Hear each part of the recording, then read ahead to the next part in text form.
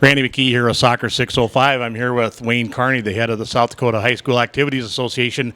We're sitting in the crow's nest here at Swisher Field, and we're watching the very first two teams warming up. Wayne, this is pretty exciting.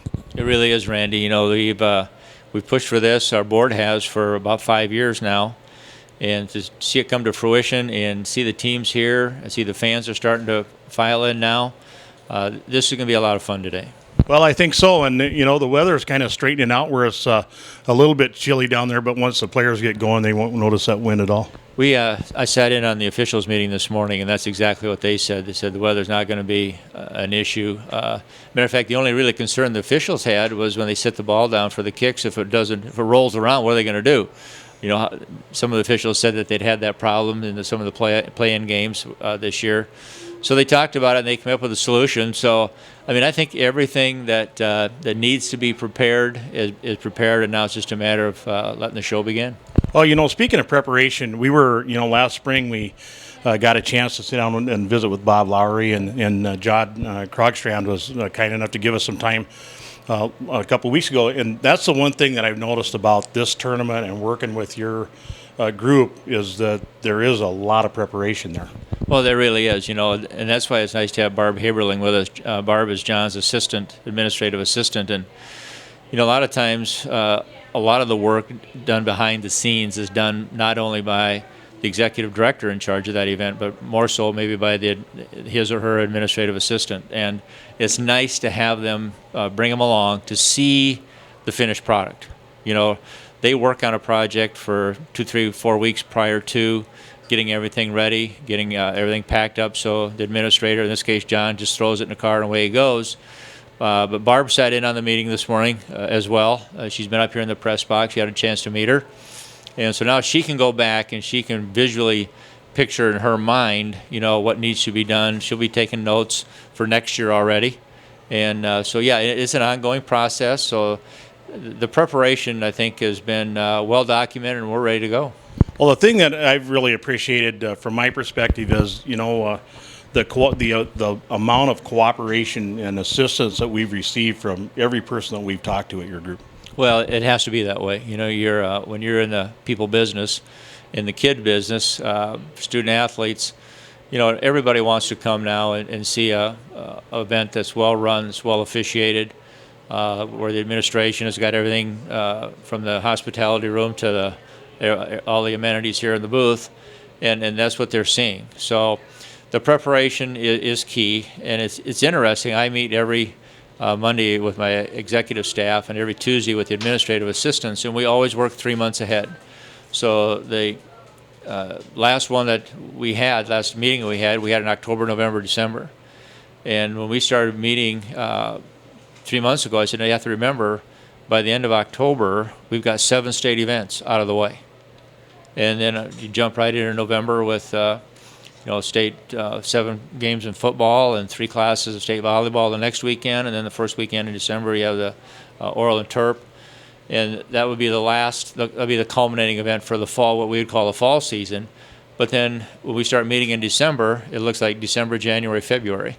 Well, by now we're already into state gymnastics, 2 classes of state wrestling, the state one-act play festival.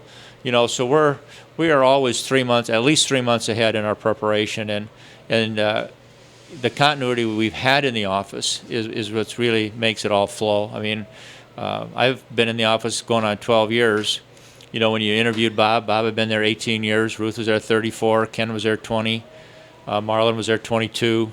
And even our administrative assistants, 3 of them are gals that were in the office when I came in 12 years ago. So with that kind of continuity, and everybody keeps a good, we call it the Bible, where everything's in there. By this such and such date, I need to do this, and this date, and this date. They just pull that book out, and away we go. So the preparation is there, but it really gets easier every year. And, of course, after this, the first year of state soccer, we'll go back and we'll debrief, so to speak, on Monday or Tuesday when we're back in the office, and everybody will take notes. John, I know, will take notes. Gene will have some things to input there, and so will Barb. So we'll update that, and we'll be ready again for next year. Well, speaking of state soccer and the sanctioning, we're hearing all over the state people for it. We just actually ran a poll on our website that was massively overwhelming for sanctioning. But it seems like with budgets and other things, and there are plenty of excuses for some of these schools to not sanction, that we really need to get some sort of a movement going out there at the grassroots level to talk to these school boards and to get them looking at sanctioning. Yeah, we stay out of that ourselves, obviously, because when it comes to budgets, no one knows their school budget better than their business manager and their athletic director, their superintendent, and their school board.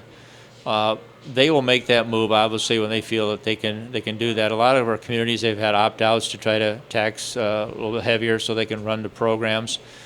And you have some of the folks out there who no longer have children in school, who they see that yellow bus running up and down the road. They're kind of fit to be tied.